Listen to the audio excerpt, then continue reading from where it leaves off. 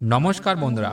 মহাকাশে মানুষ পাঠাতে চলেছে ভারত, এটা তো জানাই ছিল, কিন্তু কবে সেটাই ছিল বড় প্রশ্ন।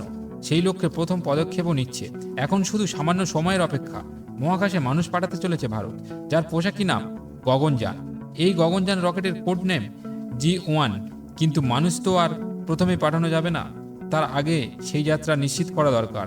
কোনো ভুল ত্রুটি থাকলে তা ঠিক করে নেওয়া দরকার, আর তার জন্য দরকার পরীক্ষা। গগনযান রকেট বিভিন্ন অংশ রয়েছে, সেগুলি তৈরি হওয়া প্রায় শেষের পর্যায়ে।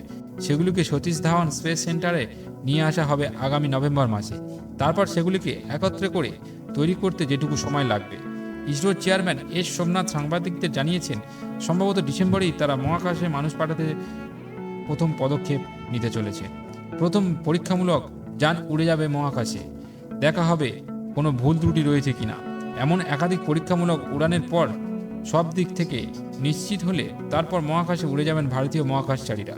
ভারতীয় রাকেশ শর্মা প্রথম মহাকাশে যান, কিন্তু তা ভারতীয় প্রযুক্তির হাত ধরে ছিল না। 1984 সালে পূর্ববর্তন সোভিয়েত রাশিয়ার সুয়েজ T-11 মিশনে তিনি মহাকাশে যান।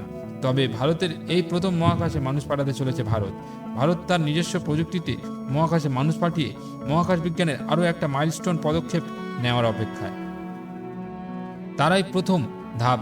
হয়তো ডিসেম্বরে মানুষ চাক্ষুষ করবেন দেশবাসী। প্রসঙ্গত, চাঁদে পা রেখে ভারত যে সক্ষমতার পরিচয় দিয়েছে, তারপর মহাকাশ বিজ্ঞানের বিশ্বের ভারতের নাম এখন সশ্রমের সঙ্গেই নেওয়া হচ্ছে। তো বন্ধুরা, এই ছিল একটি ছোট্ট ইন্টারেস্টিং ও তথ্যমূলক ভিডিও। যদি ভিডিওটি তোমাদের ভালো লেগে থাকে, অবশ্যই করে ভিডিওতে একটি লাইক করবেন, কমেন্ট করবেন এবং শেয়ার করে অন্যদেরকেও জানার সুযোগ করে দেবেন। এবং সেই সাথে চ্যানেলটিকে সাবস্ক্রাইব করে আমাদের সাথে জুড়ে থাকবেন এইরকম ধরনের ভিডিও এলে সবার প্রথমে পাওয়ার জন্য। তো বন্ধুরা, এখনকার মতো টাটা, সবাই ভালো থাকবেন, সুস্থ থাকবেন।